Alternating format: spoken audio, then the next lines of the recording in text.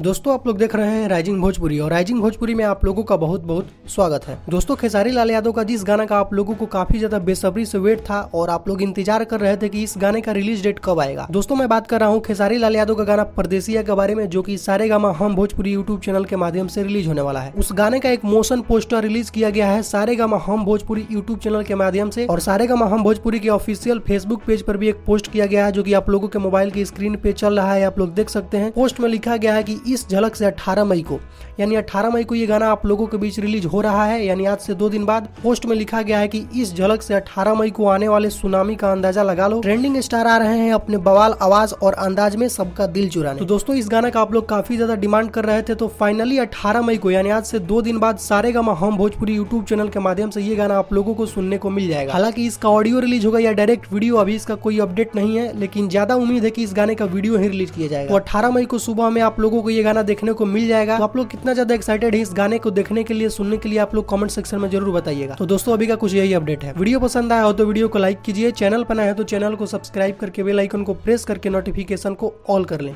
तो मिलते हैं एक नए वीडियो में नए खबर के साथ, तब तक के लिए धन्यवाद।